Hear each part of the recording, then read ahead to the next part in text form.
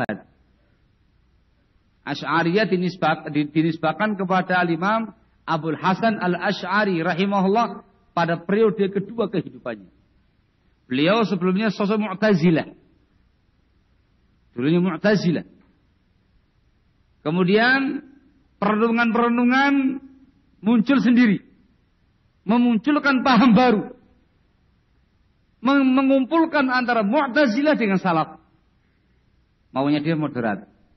Muncul yang namanya Asy'ariyah. Ternyata semi-semi Mu'tazilah.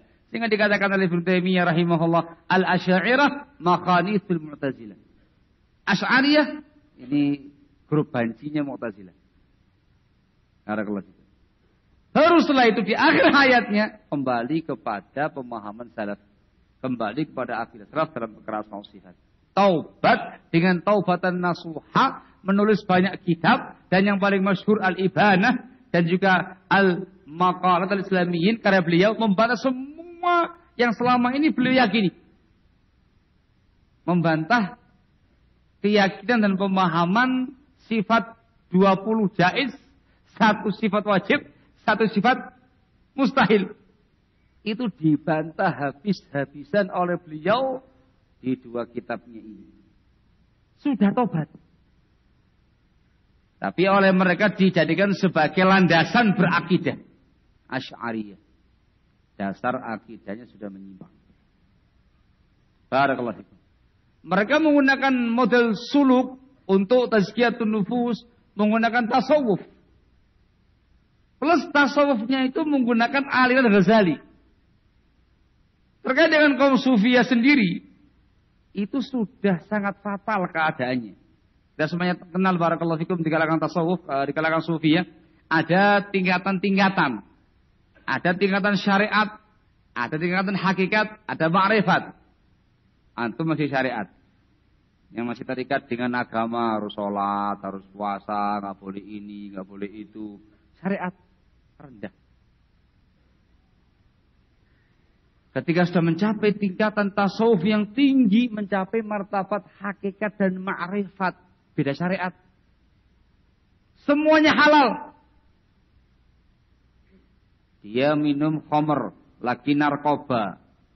Bagi dia itu moyah tohur, air suci. Halal itu. Tidak boleh diganggu sama pihak polisi. Yang mau nyergap dikarenakan ada praktek narkoba, tidak boleh. Ini Pak, halal, moyah tohur. Yang namanya perzinaan, boleh bagi mereka. Salat, tidak salat. Ini, tidak itu.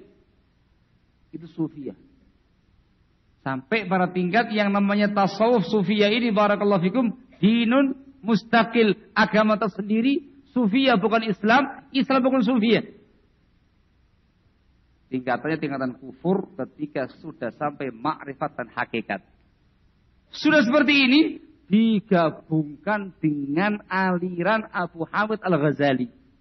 Dia orang pertama dalam sejarah Islam, barakallahu fikum, yang memasukkan ilmu kalam, memasukkan filsafat ke dalam tubuh tasawuf. Itu Al-Ghazali. Dan di akhir hayatnya ditengarai taubat daripada itu semuanya. Sudah tasawuf seperti itu digabungkan dengan yang namanya filsafat, ilmu kalam, ilmu mantek, halas. Jadi sudah. Sehingga muncul berbagai macam teori-teori metafisika ini itu segala macam, muter-muter segala macamnya apa nggak apa-apa ya, yang semacam itu. Itu dasar suluknya. Sudah seperti itu dalam perkara fikihnya mengaku kembali kepada fikih Syafi'iyah. Padahal Imam Syafi'i rahimahullahu taala, imam mazhab Syafi'iyah, begitu keras pengingkarannya terhadap filsafat. Dia mengatakan, sungguh kalau ada seorang hamba mati berjumpa dengan Allah membawa semua dosa kecuali syirik, lebih ringan bagi dia, lebih ringan daripada berjumpa dengan Allah dengan membawa ilmu kalam. Artinya Pak, ilmu filsafat itu dosa besar, dosanya mengalahi semua dosa. Ada orang jadi pezina kelas kakap, ringan daripada jadi filsafat, ahli filsafat. Koruptor kelas kakap satu dunia, bukan se-Indonesia, lebih ringan, lebih parah yang namanya al-filsafat, kata beliau. Beliau mengatakan hukumku untuk ahli kalam, mereka diarak ya ke desa-desa, dusun-dusun, kabilah-kabilah, gang-gang, jalan-jalan, sambil dipukuli pelepah korma sama sandal. Disandal, kata orang Jawa Timur. Pelecehan ya. Sandal. Sambil dikatakan ini balasan orang-orang yang mengkaji ilmu kalam dan berpaling dari bimbingan Allah dan Rasulnya alaihi salatu wassalam. Layak dibegitukan nampaknya sang Nusantara ini. Al-Imam Syafi'i rahimahullah, orang yang paling benci dengan tasawuf. Beliau mengatakan orang yang belajar tasawuf, awalnya paginya dia waras, sorenya sudah gila. Bahkan beliau mengatakan awaluhu junun wa akhiruhu zandaqah. Masuk ke permukaan sufiyah, stres. Ujungnya zindiq. Zindiq itu munafik tulen yang menyembunyikan kekufuran dalam hatinya dan menampilkan Islam secara zahir. Zindiq. Jadi orang yang mengerti ini semuanya ketika membaca literatur tentang Nusantara, kadang gede-gede kepala, kadang lulus-lulus dada. Ini orang paham enggak ya kira-kira ya? Kalau seandainya Imam Syafi'i hidup di zaman sekarang ini, mungkin mereka orang pertama ya bakal dibegitukan sama Imam Syafi'i. Kok bisa menggabungkan ya antara Asy'ariyah, Syafi'iyah, Sufiyah, filsafat? Kok bisa ya? Allahul musta'an. Sehingga ikhwan fillah azakumullah, jangan terpukau dan terpesona dengan sebuah nama. Semuanya kembali kepada bimbingan Islam. Yang dianggap bukan nama, tetapi hakikatnya. Barakallahu fikum. Apalagi bergandengan mesra dengan Syiah Rafidhah. Dari tadi pagi sampai keringetan yang bicara ikhwannya. Membicarakan bagaimana sadisnya Syiah, bagaimana bejatnya Syiah dari mulai A sampai Z. Itu belum seberapa, itu belum dibongkar yang lain-lain itu ya. Sudah kan yang begini. Apa yang akan diharapkan seseorang yang menggandeng mesra kaum Syiah yang Rabbnya bukan Allah, yang Nabinya bukan Muhammad sallallahu alaihi wasallam, yang Qur'annya bukan Al-Qur'anul Karim, yang mengkafirkan para sahabatul kiram, yang mengkafirkan para sahabatul kiram, yang bahkan menikam keluarganya Rasulullah SAW dan segala macamnya. Apa yang diharapkan? Apa yang diharapkan dengan sebuah pergerakan yang bermesraan dengan Rafidhah, pengkhianat bangsa, yang meruntuhkan daulah Bani Abbasiyah, yang mengkhianati Ahlul Bait, yang begitu sadis dan kejam dalam membantai kaum muslimin di tanah yang paling suci, di tempat yang paling suci, di depan Ka'bah. Apa yang mau diharapkan? Allahul musta'an. Apalagi mau diharapkan ketika mereka dengan terang-terangan memproklamirkan bahwasanya musuh bersama adalah Salafi Wahabi. Orang-orang yang berpemahaman salaf adalah orang-orang yang terbaik insyaallah ta'ala. Dikarenakan mereka berislam dengan bimbingan Al-Qur'anul Karim, dengan sunnah Rasulnya alaihi salatu wassalam, dengan pemahaman para sahabat, para tabi'in, atba'ut tabi'in, generasi yang terbaik umat itu. Dan ulama-ulama yang sejalan dengan mereka sampai sekarang, sampai yaumul qiyamah nanti. Ketika wali-wali Allah dimusuhi, ketika musuh-musuh Allah dijadikan sebagai sahabat, la khaira fi hadhil harakat. Tidak bakal ada kebaikan sama sekali untuk pergerakan semacam ini. Barakallahu fikum. Saya mau berhenti, diingatkan lagi ya. Jangan khawatir. Sudah mau ke end. Barakallahu fikum. Nah, al-muhim, ketika sebuah pergerakan, sebuah dakwah, sebuah fenomena, ketika bertentangan langsung dengan Alkitab, Sunnah, dengan pemahaman salaful ummah, maka dinyatakan salah, dikatakan batil, tergantung kata penyimpangannya masing-masing, dan tidak akan membawa berkah, tidak akan membawa kemaslahatan. Awalnya mungkin menghebohkan, tapi lama-lama ibaratnya sebuah balon, ditiup besar, lama-lama kempes. La khair, wala barakah, wala manfa'ah, wala rahmah, wala adl. Dan semua akan kembali kepada Islam yang murni, Islam yang benar, yang akan nampak keadilannya, kemanfaatannya, kemaslahatannya, hikmahnya, rahmahnya, kebaikannya, dunia dan akhirat. Barakallahu fikum, wallahu ta'ala alam bisawab. Sedikit menambahi, walaupun tadi sudah disampaikan dengan tuntas oleh beliau. Jazakallahu khair, hafizahullah taala wa ra'ah. Sudah komplit, sudah jewer semuanya, tulang jewer, ini jewer, semuanya jewer, lengkap. Ditambah sedikit barakallahu fikum untuk nutupi waktu yang ada. Sudah jam 4 persis. Kita akhiri temanya. Alhamdulillahirabbil alamin. Jazakallahu khair kepada Al-Ustaz Muhammad Hafidh As-Sadawi yang telah menyampaikan kajian daurah ilmiah tentang Islam Nusantara pada sesi yang terakhir ini, dan insyaallah dilanjutkan dengan acara tanya jawab bersama Al-Ustaz Muhammad Hafidh As-Sadawi dan juga Al-Ustaz Muhammad bin Marsawid hafizahullah. Untuk itu kepada Al-Ustaz Muhammad bin Marsawid dipersilakan.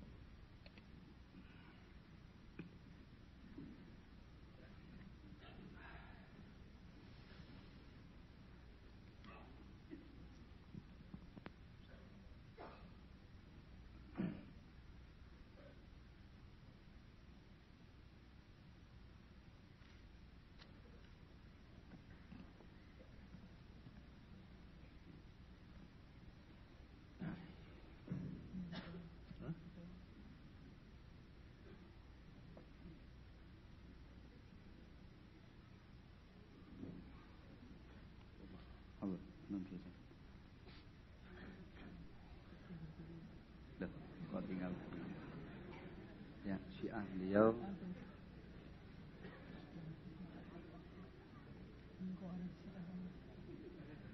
isi sebagian saya.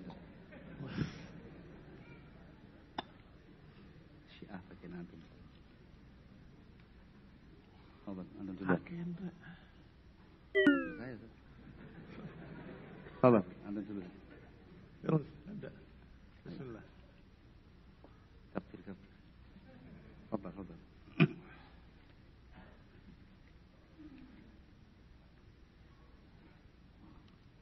Bismillah. Alhamdulillah wassalatu wassalamu ala Rasulillah wa ala alihi wa ashabihi wa mawalah.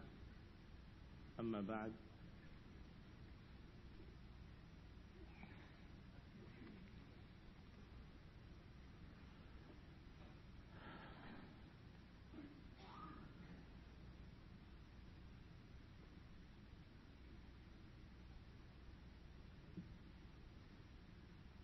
Ada pertanyaan, apakah ada pada individu-individu ABI Ahli Bait Indonesia yang berada di atas pemahaman Syiah Rafidhah mensebutkan nama-namanya? Barakallahu fikum, saya tidak hafal nama-nama mereka. Yang saya dengar adalah ucapan-ucapan mereka. Ucapan-ucapan mereka selalu berbicara dengan ucapan-ucapan Syiah. Berbicara tentang Ahli Bait dengan hulu. Benar. Bahkan pendukung yang paling jelas adalah Jalaluddin Rahman. Dan dia Syi'i Rafidhi. Allahu a'lam. Allah.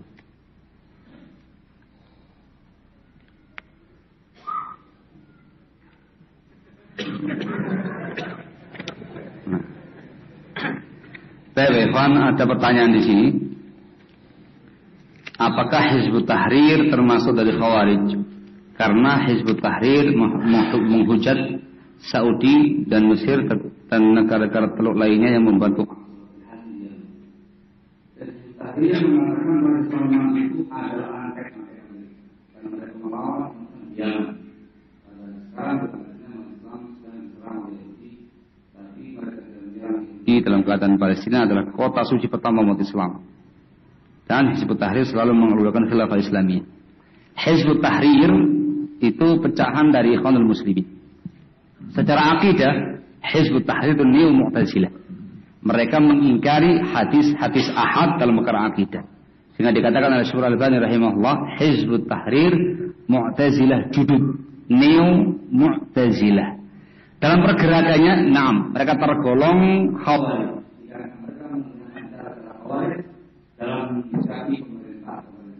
Ini maksudnya Khilafah Islamiyah, Daulah Islamiyah, kami berkhayal. Mulai awal berdiri sampai sekarang nggak ada wujudnya sama sekali. Itu cabangnya. Hatta yang induknya dari kalangan pergerakan Ikhwanul Muslimin juga sama. Daulah Islamiyah, Khilafah Islamiyah. Dari mulai awal terbentuknya sampai sekarang sudah melampaui 1 abad. Tidak ada wujudnya sama sekali. Daulah dalam khayalan. Namanya daulah khayaliyah. Allahul musta'an.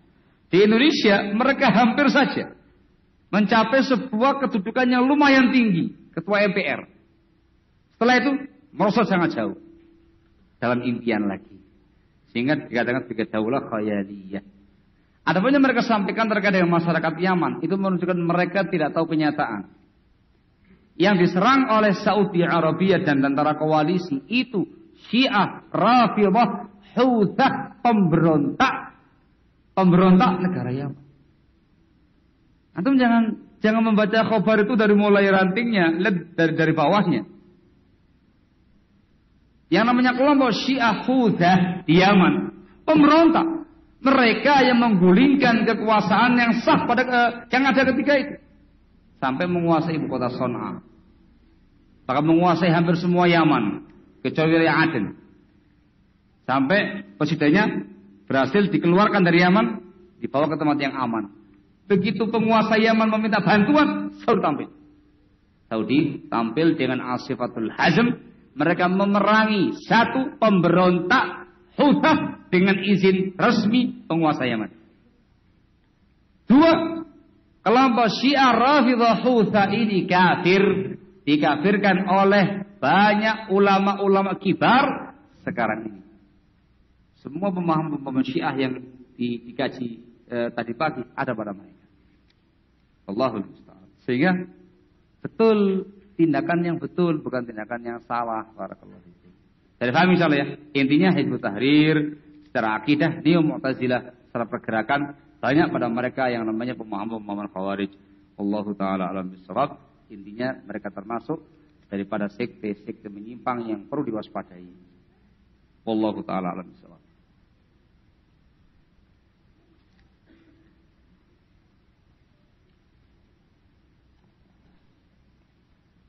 Nah, ada pertanyaan. Dalam agama Syiah dikenal dengan prinsip taqiyah. Mohon beri penjelasan tentang apa itu taqiyah, atau bagaimana hukum taqiyah dalam Islam. Mereka menarik ayat Allah Subhanahu wa taala, illa an tattaqu minhum tuqah. Kecuali kalau kalian takut dari sesuatu. yakni seperti apa yang terjadi pada Ammar bin Yasir. Terpaksa dia harus mengucapkan ucapan yang dilarang karena khawatir. Itu adalah illa an tattaqu minhum tuqah. Tetapi mereka melampaui batas dan meluas, walaupun tidak dalam kondisi darurah, walaupun tidak dalam kondisi terpaksa, bahkan dalam kondisi biasa, mereka membolehkan taqiyah. Kalau dikatakan dusta, mereka akan berkata bahwa dusta kami berbeda dengan dusta mereka. Berdusta itu ada dua macam. Berdusta untuk menentang Rasul dan berdusta untuk mendukung Rasul, katanya. Ila akhirih, sampai mereka menyatakan yang namanya taqiyah bagi kami itu berbeda dengan kedustaan yang kalian maksud. Kalau orang pergi ke bioskop kemudian berdusta, Anda sungguhnya perginya ke rumah teman, itu yang jelek. Kalau kami sebaliknya, kami pergi silaturahmi, kami pergi untuk berdakwah, tapi kami bilang kami pergi ke bioskop. Ini barakallahu fikum ucapan mereka Syiah. Jadi mereka menutupi jati diri mereka bahwa mereka Syiah. Itu namanya taqiyah menurut mereka. Dan taqiyah itu mereka jadikan sebagai agama dan mereka katakan mendapatkan pahala yang besar. Yang tingginya seperti tingginya pahalanya Ali bin Abi Thalib atau Al-Hasan Al-Husain, kata mereka. Untuk apa mereka gembar-gemborkan taqiyah? Bukan hanya untuk diri mereka. Pertama untuk diri mereka biar gampang berdusta. Yang kedua, untuk menyatakan setiap ahli bait menyalahkan mereka, itu taqiyah. Setiap Ali mendukung Abu Bakar, itu taqiyah. Fatimah mendukung atau berbayat, itu taqiyah. Ali Ibn Husain Zainal Abidin salat di belakang Bani Umayyah, itu taqiyah. Habis. Semua disebut taqiyah oleh mereka. Maka ini sungguh ajaran yang paling jelek, ajaran yang sesat dari Syiah, yaitu ajaran dusta dilabeli dengan label Islam. Nah, barakallahu fikum. Allah taala. Tafadhal.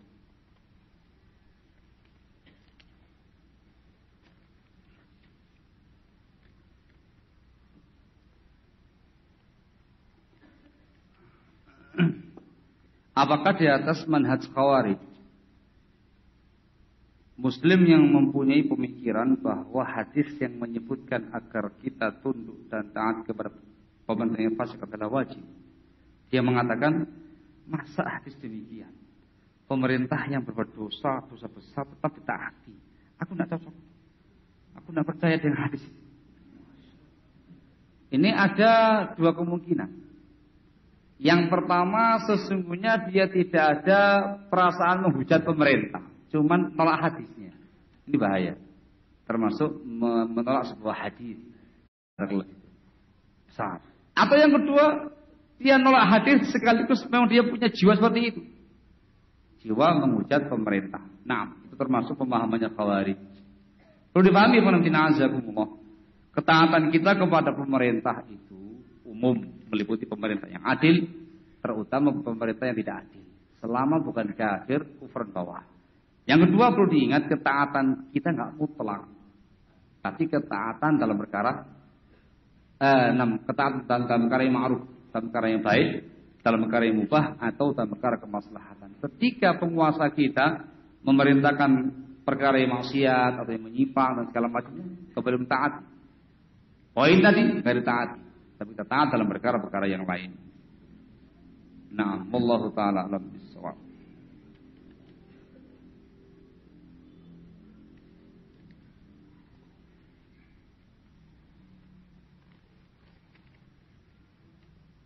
Saya pernah membaca sebuah buku yang katanya diterbitkan oleh MUI. Di situ dikatakan bahwa Imam San'ani dan Imam Syaukani dianggap sebagai Zaidiyah, Syiah. Mohon penjelasannya. Imam San'ani dan Syaukani adalah alim min ulama ahli sunnah, di kalangan ulama yang dikenal sebagai alim dan berilmu. Hanya saja beliau-beliau tergelincir dalam beberapa hal yang merupakan syai' min Zaidiyah, sesuatu dari Zaidiyah, sehingga tidak bisa dikatakan Zaidiyah secara murni atau apalagi dikatakan Syiah. Bahkan kalau kita baca Subulus Salam, tulisan beliau, tidak terlihat hanya dalil aqwal ulama ahli sunnah, kecuali ketika beliau menyatakan rahimahullah radhiyallahu anhu pada para sahabat, pada Ali alaihi salam. Dan yang kedua, kelihatan pada memaksakan untuk memasukkan madhab kelima, madhab Hadawiyah. Sehingga setiap belum membandingkan aqwal al-ulama, qala al-ahnaf, qala al-hanabilah, qala syafi'iyah, mesti akan dikatakan di bawahnya wa qala al-hadawiyah. Itu Hadawiyah dari kelompok mereka. Bukan Syiah Rafidhah, tapi Syiah Zaidiyah. Memaksakan untuk dimasukkan. Kalau guru saya dulu ketika mengajar kitab Subulus Salam, dosen saya hanya berkata setiap Hadawiyah tidak perlu dianggap. Hadawiyah tidak perlu dianggap. Karena memang ucapannya sudah terwakili pada ucapan yang pertama dan kedua dan ketiga. Kadang-kadang sama dengan Malikiyah, kadang-kadang sama dengan Syafi'iyah, kadang-kadang sama dengan Ahnaf begitu. Sehingga sesungguhnya tidak perlu dimasukkan. Katakan saja bahwa mereka ngikut Syafi'iyah atau ikut Hanabilah. Hanya saja seperti terkesan memasukkan atau memaksakan. Dan ini yang dikatakan dengan zallah dan tidak kemudian mengeluarkan beliau dari keimaman sebagai alim min ulama al-sunnah. Wallahu ta'ala a'lam bis-shawab.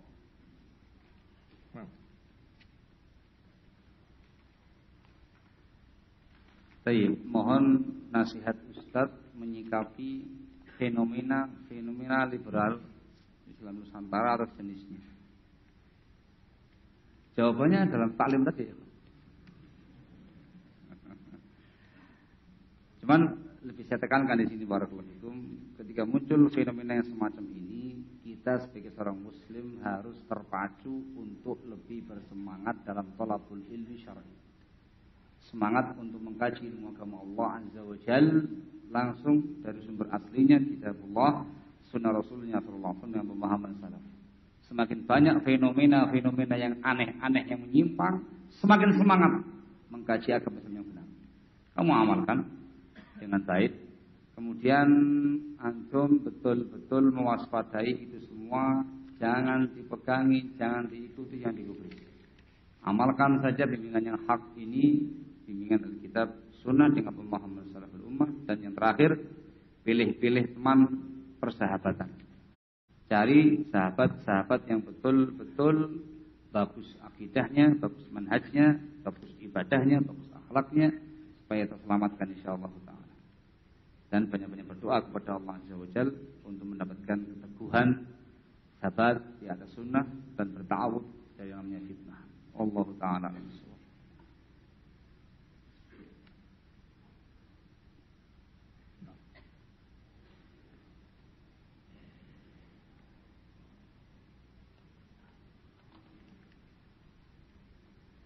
Ada pertanyaan? Salafiyun di Cirebon terbagi menjadi dua, yaitu ada di As-Sunnah dan ada di Diya'us Sunnah. Kemudian Diya'us Sunnah pecah lagi, yang berada di Kuningan. Apakah hal ini juga termasuk sempalan yang perlu diwaspadai?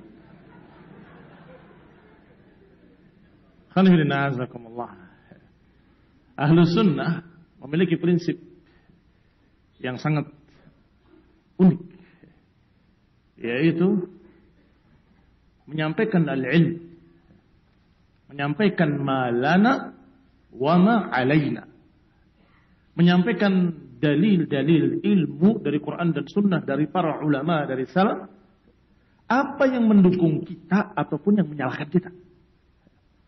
Sehingga ketika suatu saat kita mendapatkan satu ilmu yang menunjukkan ternyata kita salah, kita akan sampaikan bahwa kita keliru.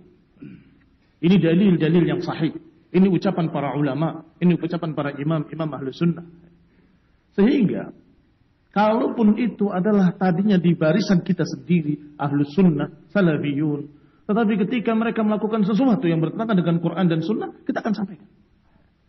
Tidak kemudian berkata, ini kan anggota kita, jangan. Enggak begitu. Tidak seperti ikhwaniyah, hizbiyah, mereka-mereka yang memiliki kelompok-kelompok hizbiyah selalu prinsipnya, pokoknya kalau itu adalah hizb kita, partai kita, jangan disalahkan. Selalu benar. Kalau kita tidak. Kalau salah, salah. Sehingga sepanjang perjalanannya selalu terjadi pembersihan alamiah, sunnatullah. Ya, ini yang sudah Allah takdirkan jatuh satu persatu.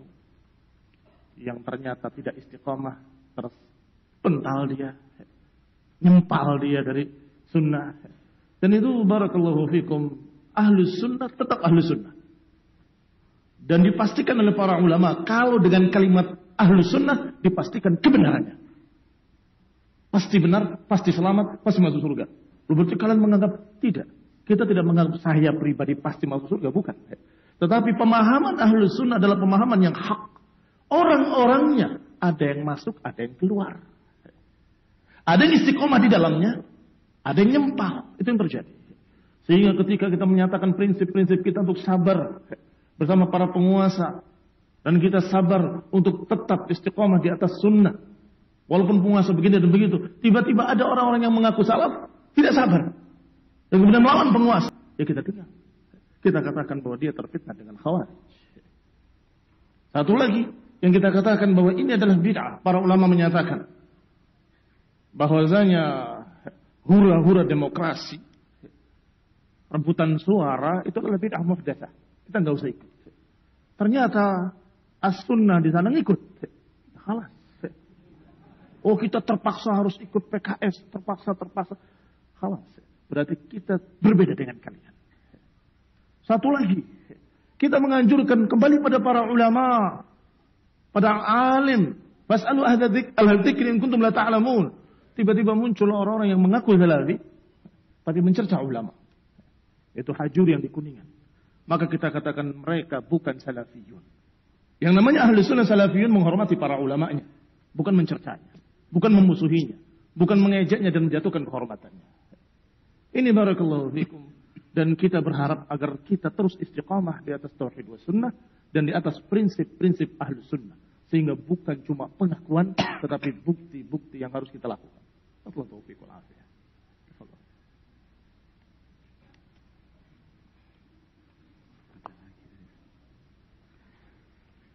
Masya Allah. Pertanyaannya agak mengkerucut ini.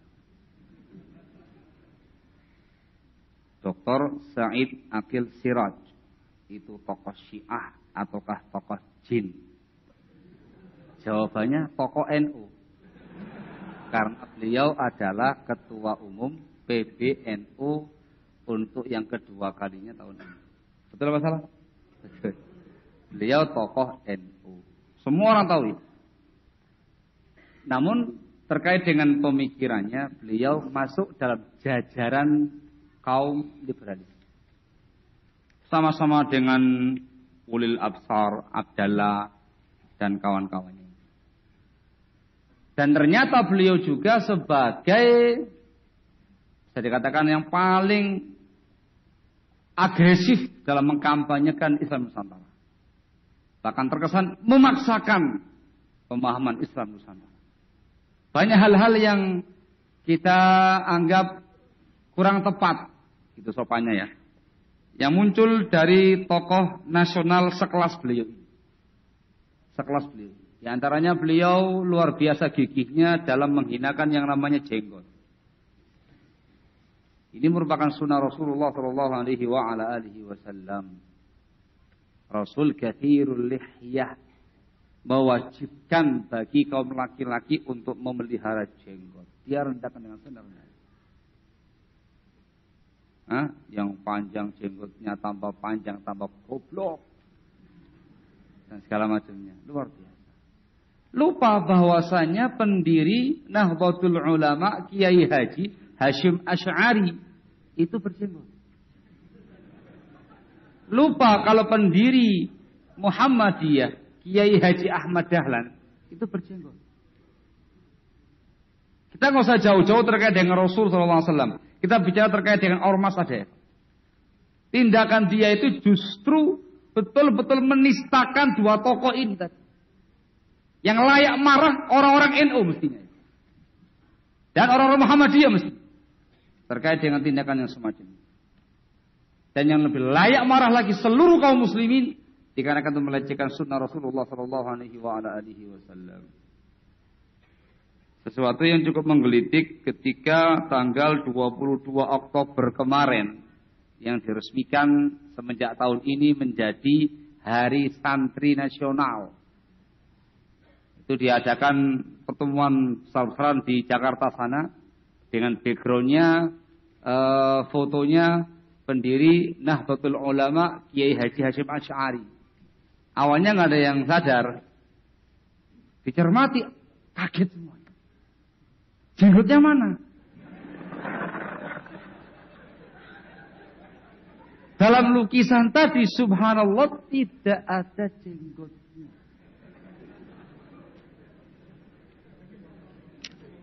Sempat ada postingan di dunia maya itu cucunya sampai kaget.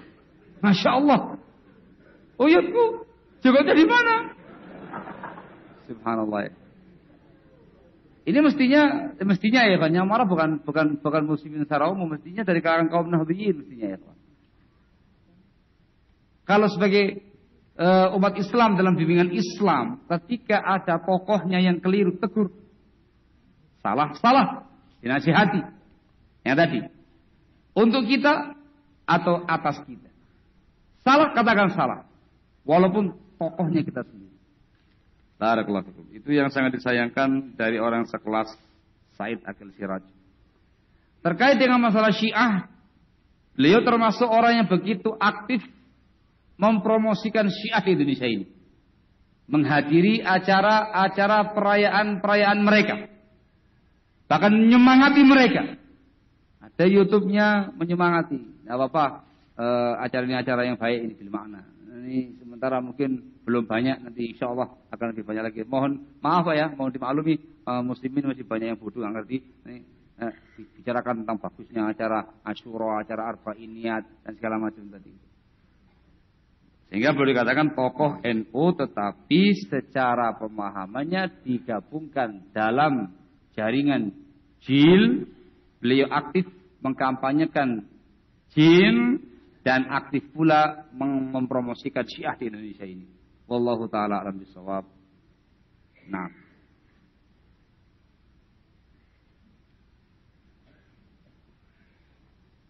Sampai jam berapa ini? Sampai jam berapa? Banyak sekali. Sesi pertanyaan paling panjang. Ustadz Afif ya.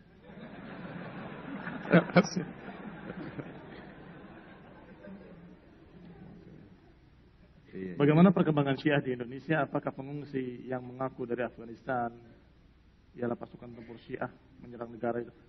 Isunya demikian, wallahu taala a'lam. Jangan khawatir. Bangsa Indonesia memiliki tentara, memiliki pasukan, memiliki, alhamdulillah. Siapakah tokoh-tokoh Syiah Khawarij di Indonesia? Masya Allah. Ya banyak sekali. Cukuplah. Paling tidak kalian kenal tokohnya dan siapa yang bersamanya. Berarti sejenisnya. Kan begitu. Khawarij tokohnya Abu Bakar Bashir. Dan Syiah tokohnya adalah Jalaluddin Rahmat.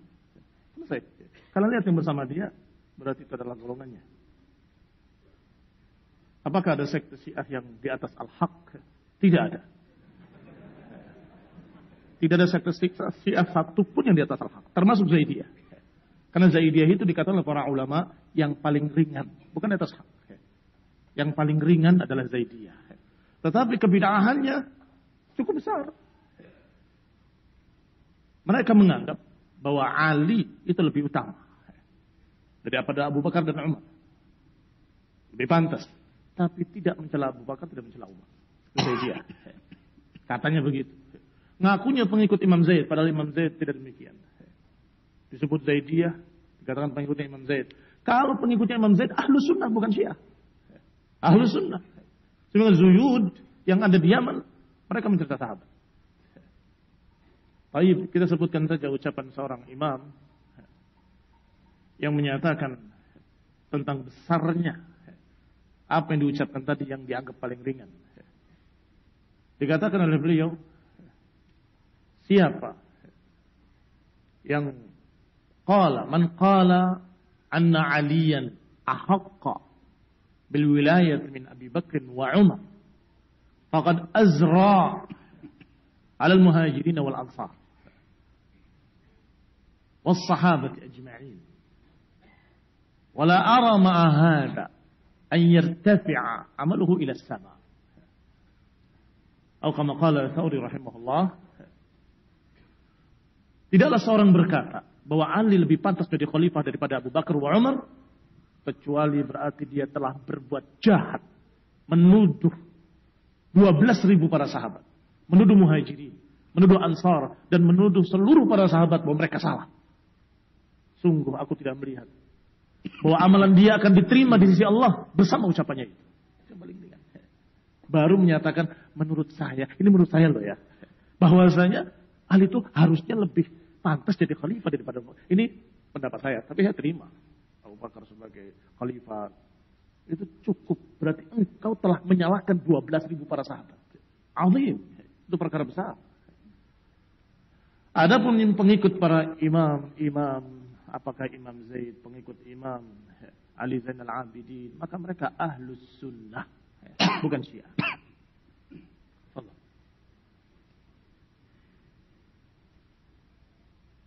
Ada lagi? Hah? Teruskan sedikit. Sudah. Baik. Ada yang bertanya di sini, apa yang kita perbuat jika kita berhadapan langsung dengan Islam sempalan yang arogan? Masya Allah. Seperti yang diterangkan di awal, Islam itu rahmatan lil alamin, bukan arogan lil alamin. Secara khusus ahlu sunnati wal jamaah salafiyin adalah orang-orang yang adil dalam bersikap. Mereka tidak membalas kejelekan dengan kejelekan. Tapi mereka membalas kejelekan dengan kebaikan. Mereka mensikapi segala sesuatu yang mereka hadapi, baik fisik ataupun non fisik, dengan bimbingan Islam yang benar. Dalam bab ini, ketika misalkan Islam sembalan arogan, menyerang, di sini barakallahu fikum, Ahlussunnati wal Jamaah menyerahkan hal-hal yang semacam ini kepada pihak yang berwajib. Kita punya hukumah, kita punya pemerintah Muslim, bihamdillahi ta'ala wa taufiqih. Langsung serahkan pada mereka. Ini semuanya urusannya pemerintah, urusannya aparat. Serahkan pada mereka. Barakallahu fikum. Kecuali dalam kondisi yang amat sangat mendesak yang tidak memungkinkan bagi kita untuk memilih. Kecuali harus membela diri. Yang demikian bismillah. Itu namanya kasuistik kondisional lah. Tapi ketika baru ada isu, Pak ada serbu, hubungi polisi. Pak begini, Pak begini, Pak begini. Ahlussunnah wal Jamaah Salafiyin punya koordinasi yang baik dengan aparatur negara. Barakallahu. Sehingga mereka bertindak dengan hikmah, dengan bijak, dengan ilmiah. Barakallahu. Kecuali kalau sudah sampai tingkatan mereka ini termasuk sekte-sekte yang kafir, membantai kaum muslimin, pemerintah menangani mereka dengan fisik, Ahlussunnah diajak, bismillah. Bagaimana menangani orang-orang Syiah Rafidhah Houthah di Yaman. Pemberontak, kafir lagi, dengan fatwanya para ulama, penguasanya hendak mengalahkan mereka, memerintahkan masyarakat gabung dengan penguasa menghadapi mereka, maka Ahlussunnah paling depan. Paling depan. Yang di Yaman, ikhwanuna salafiyun terdepan ketika membantu pemerintah mereka untuk menangani Syiah Rafidhah Houthah bersama dengan tentara koalisi.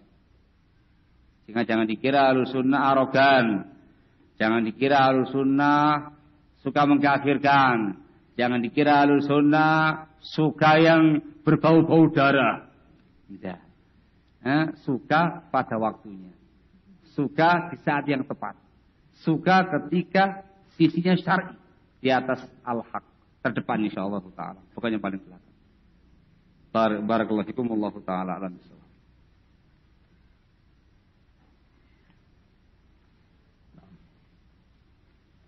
Ana mau tanya, Dajjal itu bersama siapa nanti di akhir zaman? Bersama Syiah atau Khawarij? Alhamdulillah. Alhamdulillah. Para ulama menyatakan idza kharaja Dajjal sayattabi'uhu ahlul ahwa. Kalau Dajjal keluar, yang akan mengikutinya adalah ahlul ahwa. Ahlul ahwa itu pengekor hawa nafsu, yang agamanya maunya sendiri, dengan hawa nafsunya sendiri. Maka mereka yang akan mengikuti para Dajjal. Sehingga Syiah juga ahlul ahwa, Khawarij juga ahlul ahwa, Sufi juga ahlul ahwa, dan sekian banyak ahlul ahwa akan terbawa dengan Dajjal karena mereka lebih mementingkan hawa nafsu. Sedangkan yang ditawarkan oleh Dajjal adalah apa yang disukai hawa nafsu.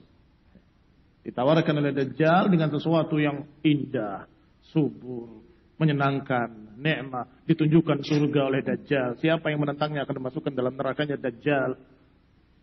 Padahal hakikatnya apa yang ditawarkan sebagai surganya Dajjal adalah neraka Allah Subhanahu wa taala, dan apa yang ditawarkan sebagai nerakanya Dajjal itu adalah surganya Allah. Ditawarkan sebagai surga padahal neraka. Ditawarkan sebagai neraka padahal surga. Sehingga yang terbawa siapa?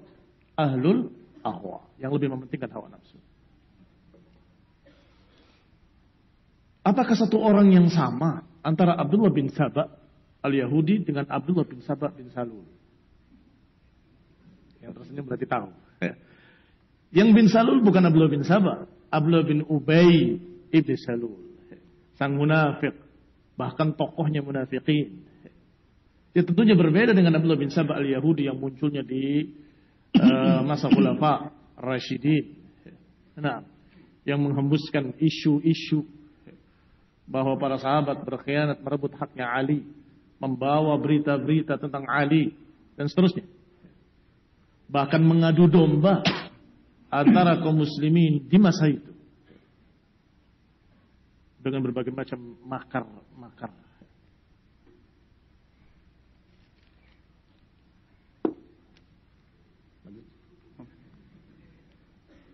Ada pertanyaan yang berkait dengan jawaban tadi masalah polisi. Ada seorang ikhwan yang berpemahaman salaf mengatakan, kalau ada orang yang dizalimi maka dia tidak boleh melaporkannya ke polisi. Karena kalau dia melaporkan ke polisi berarti dia telah ridho dengan hukum warisan Belanda di negara kita. Benarkah ini pemahaman salaf? Kita selalu bertanya kepada para ulama bagaimana sikap kita dengan orang yang menzalimi dengan begini. Semua menganjurkan, laporkan ke penguasa kalian. Karena mereka akan menghukum dengan hukum-hukum yang mereka anggap bisa membuat jera. Dan itu disebut dalam syariat dengan at-ta'zir. Ta'zir itu bisa dalam bentuk cambuk, bisa dalam bentuk ditahan, bisa dalam bentuk itu adalah ijtihadnya penguasa. Nah, yang jelas orang zalim akan dihukum oleh mereka. Sehingga selalu mereka menasihatkan agar kita ahlu sunnah jangan bertindak sendiri. Jangan menghukum sendiri dengan hukuman-hukuman fisik. Kita hanya menasehati ini yang hak, ini yang batil. Ikuti yang hak, jangan ikuti yang batil. Titik. Kalau sudah sampai tindakan fisik, itu penguasa. Itu hak mereka. Dan itu pemahaman ahlu sunnah. Barakallahu fiikum. Karena udah habis kayaknya.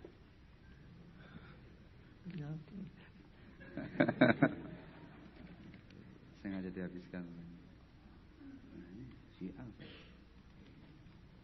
Ini bagus. Lagi terus. Kenal Abu Umar enggak? Abu Umar itu siapa? Terus ya?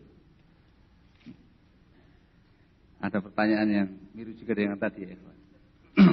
Ada yang tanya di sini, apakah menurut Khawarij di Indonesia dengan mentaati peraturan berlalu lintas termasuk berhukum dengan selain hukum Allah Azza wa Jalla? Jawabannya na'am. Orang-orang Khawarij di Indonesia ini mereka meyakini bahwasanya hukum Indonesia itu hukum tauhid. Makanya mereka dengan tegas mengkafirkan penguasa Indonesia. Yakin 1000% di tengah-tengah mereka.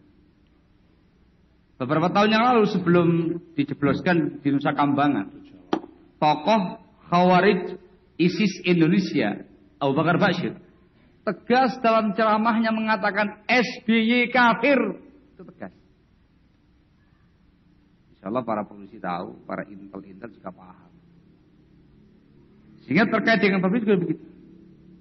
Itu Khawarij. Ahlu sunnah wal jamaah, seperti yang diterangkan berkali-kali barakallahu fikum, dalam perkara-perkara yang sifatnya ma'ruf, yang sifatnya mubah, atau dalam perkara-perkara yang sifatnya al-masalih ammah, maslahat umum, wajib mentaati wulatul umur. Taib. Lampu-lampu ini yang di lalu lintas, lampu abang hijau kuning, itu dibikin sedemikian rupa dengan rinci, dengan detail oleh bapak-bapak kepolisian kita untuk kemaslahatan bersama. Ya, Baya. Ya, Baya. Dirasakan oleh kaum muslimin yang berakal lurus. Sebab ada yang menyimpang, yang menolak.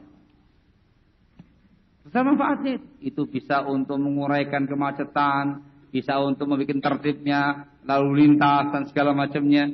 Nah, ditaati. Itu fatwa ulama kibar sekarang ini. Syekh bin Baz rahimahullah punya fatwa demikian dalam risalah beliau. Barakallahu fikum. Sehingga Ahlussunnah memiliki ladang pahala yang sangat banyak terkait dengan bab ini. Ketika kaum muslimin berhenti di lampu merah. Merah tanda berhenti, hijau tanda jalan, kuning tanda hati-hati. Ketika lampu merah, mereka berhenti dengan niat ikhlas mentaati penguasanya dalam perkara ini, ma'jurin, dapat pahala dari Allah Subhanahu wa taala atas ketaatannya kepada pemerintah. Khawarij berhenti uring-uringan. Tohut, kan gitu ya. Mereka berhenti dapat dosa. Dikarenakan mereka berhenti dalam keadaan jiwanya marah-marah dan menghujat pemerintah. Ahlussunnah dapat pahala, muslimin dapat pahala, mereka dapat dosa. Begitu pula terkait dengan aturan-aturan berkendara secara umum yang untuk kemaslahatan umum ditaati, barakallahu fikum. Antum niatkan ikhlas lillahi tabaraka wa taala, insyaallah ma'jurin. Wallahu taala alam bis-shawab.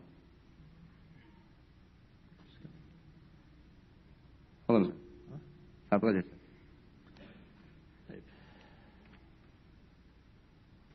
Apa Ustaz? Apa tujuan utama Yahudi sampai-sampai mereka sangat ingin merusak Islam dengan sejalan atau dengan segala cara yang mereka lakukan? Apakah perlu ditanya kenapa Yahudi memusuhi Islam? Allah sudah berfirman, la tajidanna asyaddan nasi adawatan lil ladzina amanu al-yahud. Engkau akan dapati orang yang paling keras permusuhannya terhadap kalian orang beriman oleh Yahudi. Enggak akan dapat orang yang paling keras permusuhannya melainkan Yahudi. Kamu akan temui orang yang paling keras permusuhannya terhadap Islam adalah Yahudi, barakallahu fikum. Sehingga sangat wajar karena mereka kafir dan mereka dalam keadaan memutarbalikkan al-haq. Mereka tahu kebenaran tapi mereka sembunyikan karena hawa nafsu yang ada pada mereka, karena kezaliman yang ada pada mereka. Ustaz, jika muslimin minoritas dibantai seperti di Rohingya dan di Syria, apakah mereka harus tetap bersabar atau melawan? Lalu apa yang harus kita lakukan sebagai saudara muslim untuk membantu saudara kita di sana?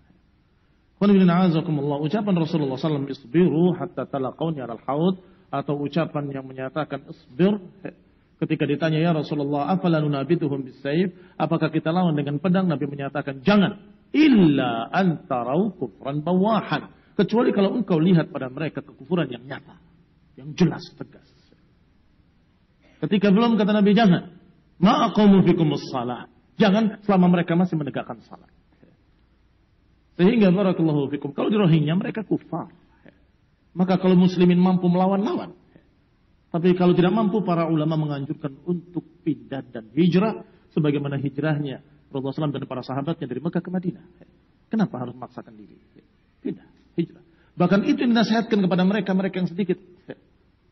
Yang dibantai oleh Yahudi di Syam. Pindah, hijrah. Ini barakallahu fikum. Hanya saja ketika mereka tidak mengindahkan nasihat para ulama, melawan dengan batu, kemudian mereka membantainya dengan senjata-senjata berat, inna lillahi wa inna ilaihi raji'un, maka ini barakallahu fikum dalam musibah. Kenapa tidak dengarkan nasihat para ulama untuk hijrah? Tinggalkan. Dan itu tidak rendah, tidak hina. Rasulullah SAW pernah hijrah. Para sahabat pernah hijrah. Barakallahu fikum. Adapun kalau kalian mampu kuat melawan mereka, orang-orang kafir, lawan. Mudah-mudahan kalau kalian terbunuh sebagai syahid, ini bersaksikan kematiannya dan bersaksikan dengan jannah. Barakallahu fikum. Selesai pertanyaan yang datang pada saya. Jazakumullah khairan. Wabillahi taufiq. Wa jazakumullah khairan. Subhanakallahumma wa bihamdika. Dilanjutkan. Sudah? Jangan tutup. Anak tutup sendiri. Masya Allah. Baik. Sedikit selingan ya. Bismillah, afwan Ustaz, bolehkah menikah kalau kita belum bisa baca Quran dengan baik, belum bisa baca kitab gundul? Masya Allah. Tapi pernikahan itu berkaitan dengan masalah menjaga kehormatan. poin-poin yang disebutkan tadi, Masya Allah, perkara-perkara penyempurna. Paham tuh? Kalau antum mengkhawatirkan diri antum terjatuh di dalam perkara dosa dan kemaksiatan, tidak lagi mampu menjaga syahwat, wajib nikah. Bukan cuma dianjurkan, wajib nikah. Saya belum bisa menjaga kitab gundul. Ya Allah, terlalu banyak kaum muslimin yang gak paham kitab gundul, cucunya banyak. Itu bukan persyaratan ya. Yang dibahas terkait dengan kehormatan. Paham tuh? Sehingga ada yang wajib, ada yang sunnah, ada yang mubah bagi dia secara khusus. Naam, barakallahu fikum. Jadi antum jangan memikirkan tadi itu, pikirkan dirinya antum. Syahwatnya antum ini terkendali apa enggak? Terkendali. Tidak ada macam-macam. Hilang dengan puasa, dengan yang lain-lainnya. Belajar. Yang rajin. Baca Al-Quran, tajwidnya, segala macamnya, ilmu din.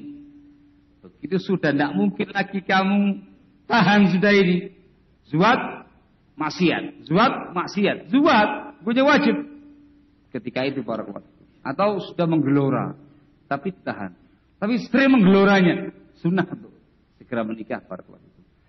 Yang kedua, menikah itu tidak menghalangi orang untuk membaca Al-Quran. Tidak menghalangi orang untuk mempelajari, membaca, tulis Al-Quran. Kali gitu. Setelah menikah, tenangkan syahwatmu, tenangkan dirimu, teruskan belajarnya. Berdua malah belajarnya sekarang. Lebih itu lebih asyik para keluarga.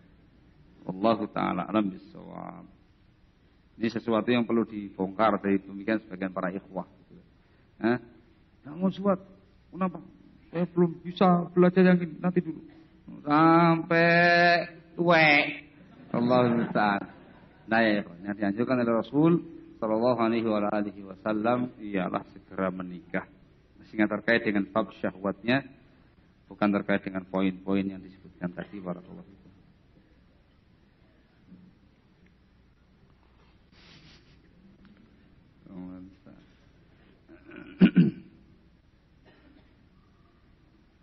Bagaimana hukum bayar pajak? Karena ada ikhwah yang tidak mau bayar pajak motor dan sejenisnya.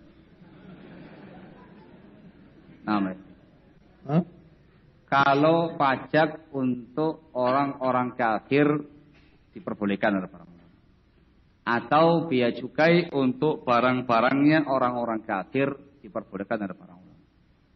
Atau ya dari pihak pemerintah menarik pajak dari masyarakat yang muslimin dikarenakan penguasanya perlu dan sangat-sangat memerlukan dana dari masyarakat untuk operasional negara. Itu kondisional diperbolehkan oleh para ulama. Selain itu tidak boleh. Sebab termasuk mengambil harta orang dengan cara yang batil.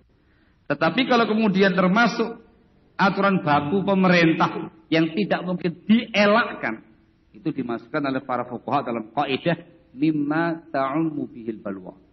Sebuah musibah, bala yang nggak mungkin terelakkan. Sehingga mau nggak mau terpaksa dikerjakan, dibayar, tapi kita nggak ridho. Kita nggak ridho, tapi kita bayar. Dikarenakan mimma ta'ummu bihil balwa, yang dosa yang mengilzamkan kita untuk berbuat demikian. Begitu pula terkait dengan masalah-masalah yang sifatnya sangat vital dalam kehidupan kita, namun di dalamnya ada perkara yang mungkin melanggar syar'i, kayak paspor, KTP, SIM, buku nikah yang ada fotonya dan segala macamnya. Ini perkara yang mimma ta'ummu bihil balwa, yang nggak mungkin terelakkan. Sudah mencapai posisi hajat, bahkan mungkin darurat. Kita lakukan. Tapi dalam hati kita nggak setuju dengan poin-poin yang melanggar syar'i tadi, yang dosa yang mengilzamkan kita barakallahu fikum. Paham insyaallah ya? Antum kepengin keluar negeri, nggak ada paspor, ilegal, dosa antum. Mau nggak mau harus bikin paspor. Paspor, dia udah ada fotonya. Terus gimana lagi? Itu memang nggak terelakkan. Antum cari maisha dapat fulus, fulusnya antum ada apanya? Ada fotonya, terus nggak mau fulus gitu ya. Ini namanya mimma ta'ummu bihil balwa. Sehingga jangan terlalu kaku ya. Hal-hal semacam inilah yang membuat fitnah di banyak tempat. Hal semacam inilah yang membuat banyak dari kalangan kaum muslimin yang mengira sebagian salafiyin anti pemerintah. Padahal tidak demikian keadaan. Sehingga tolong perhatikan baik-baik, ini semuanya diupayakan, dilakukan dikarenakan termasuk dalam faedah mimma ta'ummu bihil balwa, sesuatu yang musibahnya merata yang kamu terelakkan. Kerjakan dalam rangka untuk melepaskan tanggung jawab. Poin-poin yang mengandung perkara maksiat kita ingkari. Yang dosa yang mengilzamkan kita untuk berbuat demikian. Barakallahu fiikum. Oh, sudah. Udah habis waktu.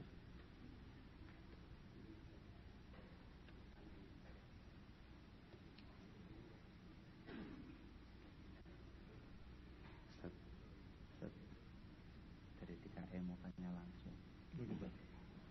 Pada beliau. Silakan Bapak, langsung kepada Ustaz Muhammad. Langsung. Ustaz Muhammad Afifuddin. Syukur. Ustaz, pertanyaan saya, masih enggak suatu saat menyelenggarakan lagi daurah di sini? Dan apa sarannya itu barangkali itu? Terima kasih itu. Saya selaku yang diamanati tempat ini.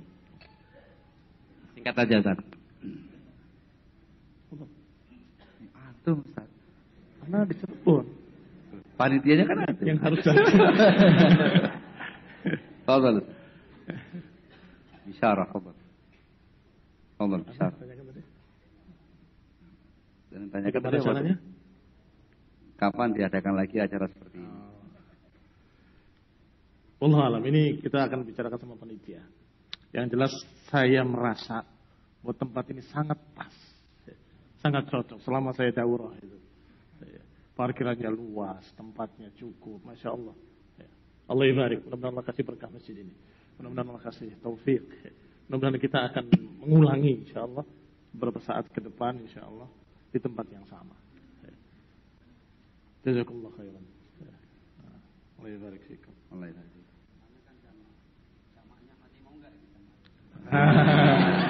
Gimana, masih mau? Sebulan sekali apa setahun sekali? Atau seminggu sekali? Masya Allah, antusias semua. Alhamdulillah. Allah ibarik fikum. Jazakallah khair atas semuanya. Semoga diberkati, diganti yang lebih baik.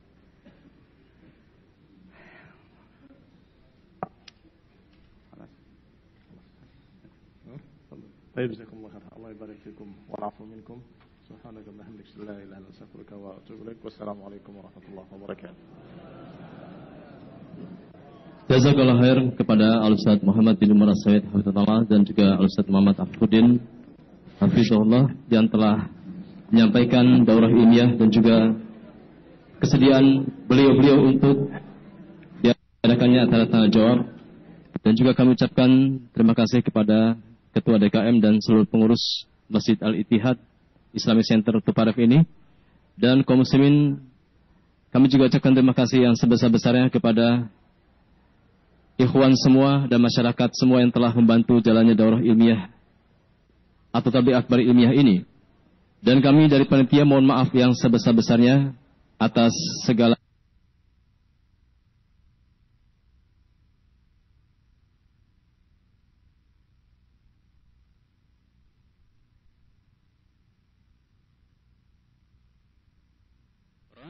Radio Salafi Indonesia, tebarkan sunnah, suarakan al-haq.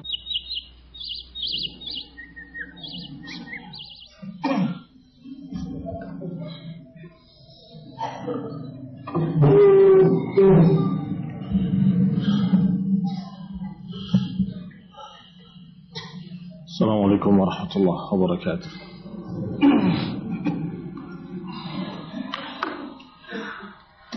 إن الحمد لله نحمده ونستعينه ونستغفره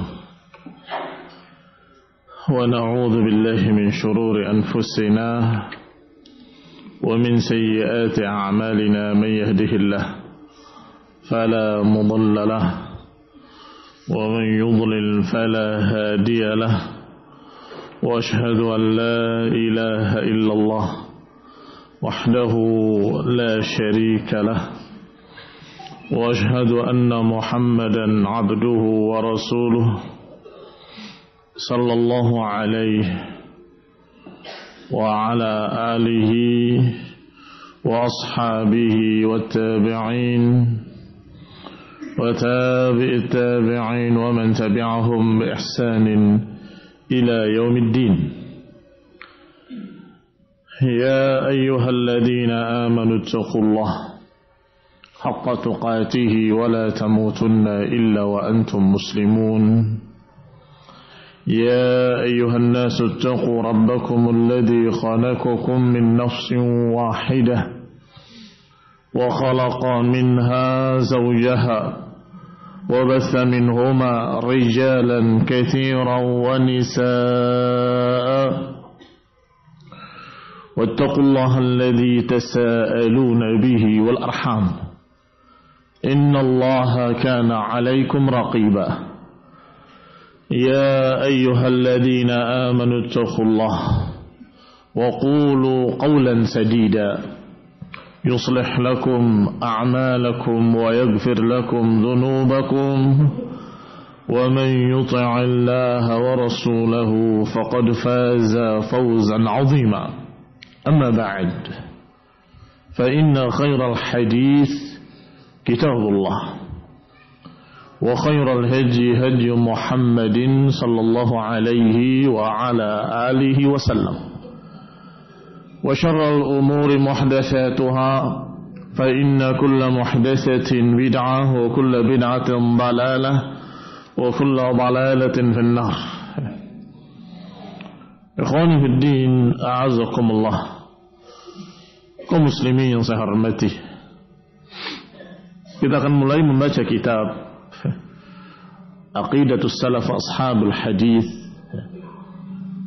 oleh Imam Abu Uthman Ismail ibn Abdurrahman ibn Ahmad ibn Ismail ibn Ibrahim ibn Amir ibn Abid As-Sabuni An-Nisaburi, yang digelari Al-Hafidh, Al-Mufassir, Al-Muhaddith, Al-Faqih, Al-Wa'id, yang juga mulaqab bi Syekhul Islam, Syekhul Islam Abu Uthman As-Sabuni rahimahullah. Bahkan terkenalnya Al-Wa'id sejak umur 10 tahun, sebagaimana dikisahkan oleh Abdul Ghafir Al-Farisi bahwasanya beliau ini aq'ada bi majlisil wa'ad maqam abi, dia didudukkan di majlis untuk menyampaikan mau'izah dalam keadaan umurnya baru 10 tahun. Ada 10 tahun di sini. Segitu. Masya Allah. Rahimahullah. Dan dihadiri majlisnya oleh beberapa ulama di saat itu. Hadara a'immatul waqti majalisahu, hadir para ulama di masa itu di majlis beliau yang relatif masih sangat muda. Di antaranya hadir Imam Abu Tayyib Sahal ibn Muhammad As-Sa'luqi, juga hadir Abu Ishaq Al-Isfirayini, hadir Imam Abu Bakar ibn Furik rahimahumullahu ajma'in. Bahkan beliau Abdul Ghafir menyebutkan pujiannya kepada beliau ini, karena Imam Syekhul Islam Al-Khatib Al-Mufassir Al-Muhaddis Al-Wa'id awhada waqtih. Awhada waqtih artinya satu-satunya di zamannya. Allah Subhanahu wa taala menakdirkan munculnya seorang yang istimewa, yang dikatakan awhada waqtih, satu-satunya orang yang seperti itu. Betul-betul kekuasaan Allah menciptakan hamba-hambanya, mujaddid, alim. Wa'adul muslimina fi majalis at-tadhkir 70 sanah. Masih kata beliau, kata Abdul Ghafir rahimahullah, beliau memberikan nasihat-nasihat itu karena sejak kecil selama 70 tahun memberikan mau'izah. Maka beliau digelari dengan julukan-julukan yang baik. Di antaranya digelari dengan Saifus Sunnah wa af'a ala ahli bid'ah. Saifus Sunnah artinya pedang sunnah dan terhadap kelompok-kelompok sesat. Ditakuti hujah-hujahnya yang disampaikan meruntuhkan semua penyimpangan dan kesesatan. Adapun gurunya banyak, dan di antaranya yang sering kita kenal namanya adalah Imam Abu Abdullah Al-Hakim Sahibul Mustadrak, penulis kitab Al-Mustadrak ala Sahihain. Itu termasuk abrazuhum, yang paling menonjol dari guru-guru beliau adalah Hakim Abu Abdullah Al-Hafidh An-Nisaburi. Juga yang kalian pasti tahu juga, di antara guru-gurunya adalah Abu Tahir Muhammad ibn al-Fadl ibn Muhammad ibn Ishaq ibn man? Ibn Khuzaimah. Yang dikenal Ibn Khuzaimah. Beliau juga termasuk salah satu guru-guru beliau. Dan masih banyak lagi guru-gurunya yang lain. Dan beliau menimba ilmu dari para imam-imam ahlul hadis dan para ulama. Dan biasanya ketika dia menyebutkan dengan kalimat berkata ahlul hadis, adalah mereka ini semuanya, para imam-imam yang merupakan guru-gurunya atau guru-gurunya para guru-gurunya, para ahlul hadis. Beliau menyebarkan ilmu dengan imla'an, tasnifan, wa tadhkiran, dalam berbagai macam bentuk penyampaian ilmu. Tidak hanya dengan tausiah dan mau'izah, tapi beliau juga mengimla'kan apa yang beliau dengar dari hadis-hadis dari para guru-gurunya. Dan juga yusannif kitab, menulis kitab-kitab. Di antaranya kitab yang bersama kita ini, kitab Aqidatus Salaf wa Ashabul Hadis. Wa tadhkir, majlis-majlis yang mengingatkan kaum muslimin, menasihati mereka.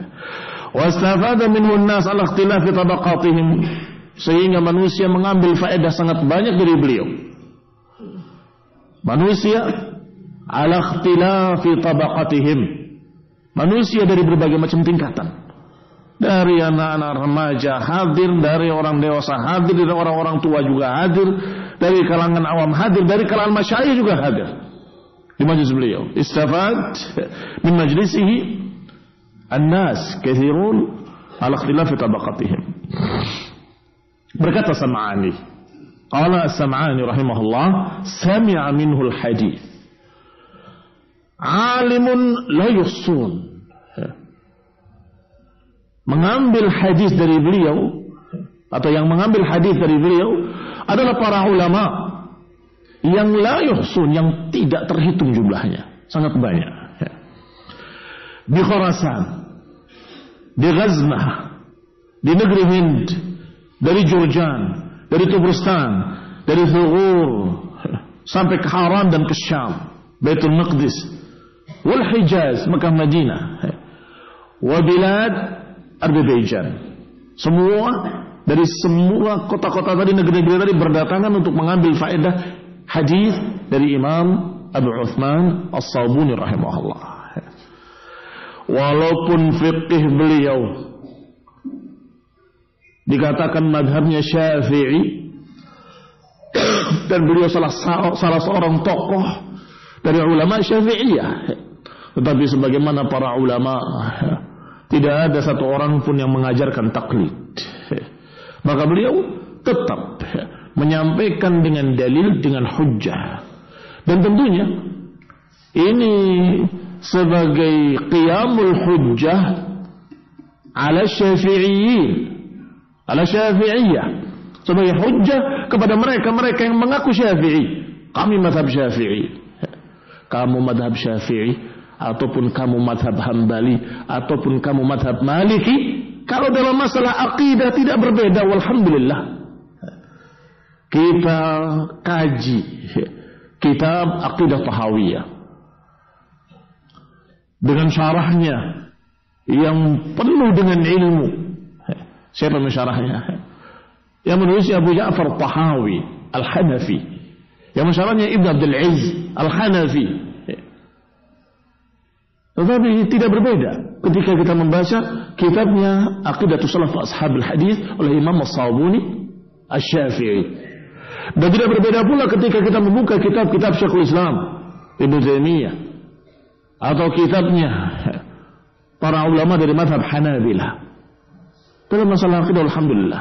Dalam masalah fiqih pun tidak berbeda kecuali pada perkara-perkara yang sifatnya sedikit dan kecil. Artinya bukan perkara-perkara yang usul. Adapun usul, prinsip-prinsip dasarnya, walhamdulillah, mereka di atas sunnah, mereka di atas akidah yang sama, di atas prinsip-prinsip sunnah, di atas usul as-sunnah yang diajarkan oleh Rasulullah SAW. Dan mereka semuanya menganjurkan, menyatakan jangan taklid pada siapapun, pegang Quran dan sunnah, ambil dari para sahabat dan para salafus saleh. Dan kita pilihkan syarahnya dari syarahnya Syekh Rabi' hafizahullah, Rabi'us Sunnah, yang hidup di zaman kita, di antara kibar ulama ahlus sunnah fi hadha zaman, yang dikatakan sebagai imam jarh wa ta'dil fi hadha zaman. Hafizahullah ta'ala wa ra'ahu wa jazahullahu khairan 'anna wa 'anil muslimin wa thabbatahu Allah ala tauhid wa sunnah. Khonibina azakumullah.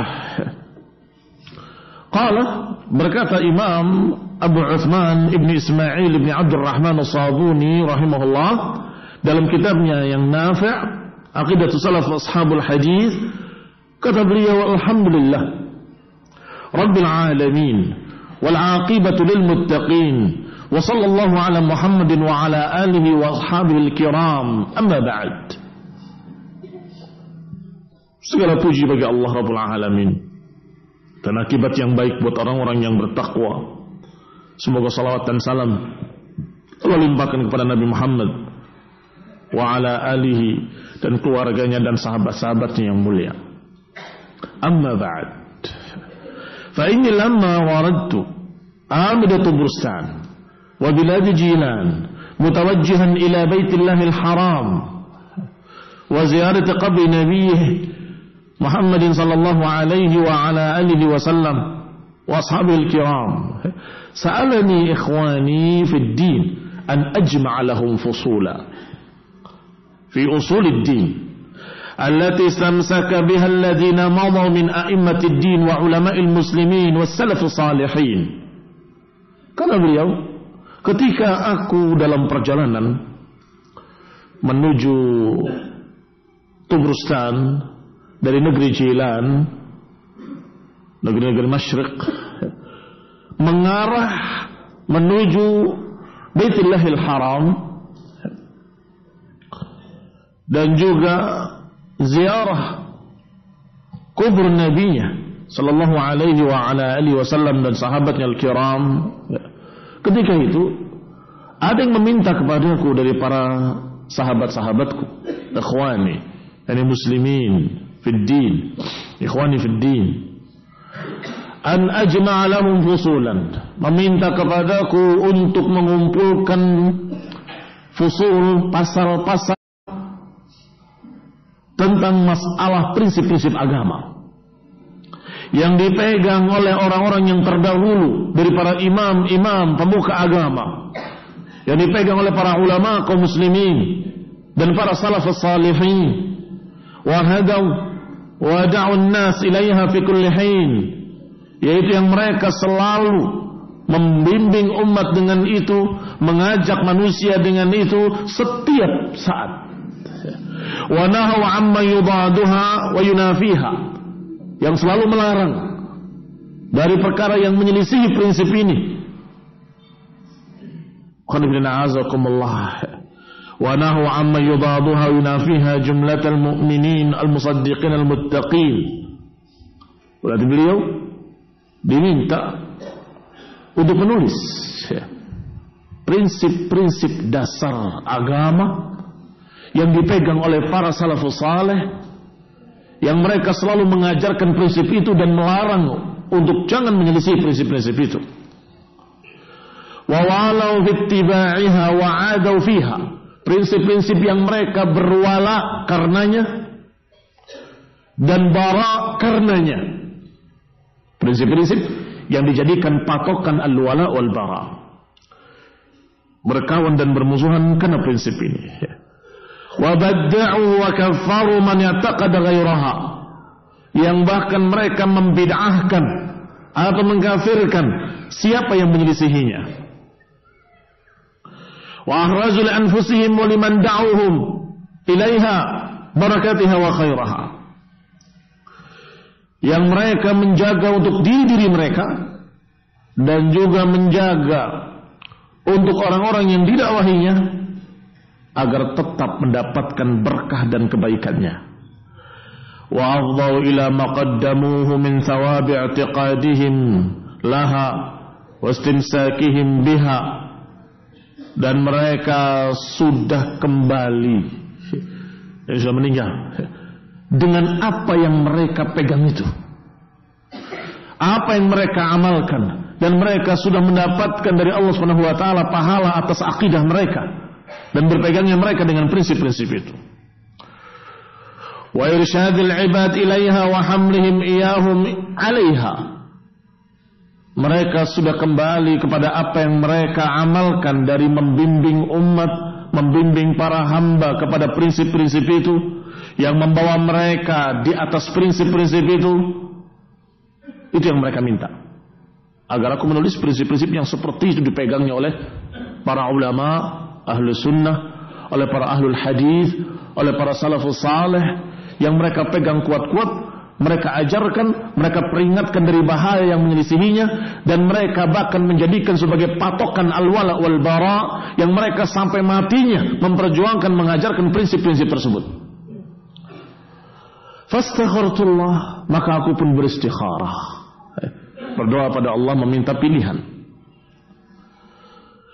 Wa athbattu fi hadzal juz', dan kemudian aku tetapkan di juz ini, dalam kitab ini, ma tayassara minha 'ala al-ikhtisar, yang kami mampu untuk mengumpulkan dari prinsip-prinsip ini secara ringkas.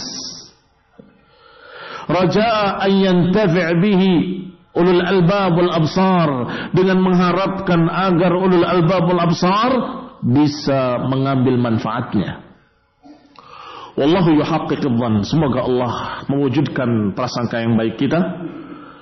Wa yujzil alaina al-man, semoga memberikan pahala yang banyak dan memberikan kepada kita pemberiannya dan taufik dan istiqamah di atas sabilir rusyd, di atas jalan yang lurus, sabilil haqq, bimannihi wa fadlihi, dengan pemberiannya dan fadilahnya.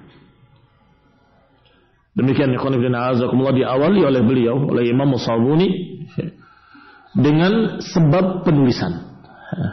Dan demikianlah seringkali mereka menyusun buku-bukunya dengan diawali mengapa beliau menulis. Ikhwan fillah azakumullah, kita lihat syarahnya dari Syekh Rabi' hafizahullah. Qala bismillahirrahmanirrahim. Innal hamdalillah nahmaduhu wa nasta'inuhu wa na'udzu billahi min shururi anfusina wa min sayyiati a'malina, man yahdihillahu fala mudilla lahu wa man yudlil fala hadiya lahu, wa ashhadu an la ilaha illallah wahdahu la sharika lahu, wa ashhadu anna Muhammadan 'abduhu wa rasuluhu wa sallallahu alaihi wa ala alihi wa sahbihi wa sallam. Thumma amma ba'd. Beliau puji Allah Subhanahu wa taala dan menyanjungnya setelah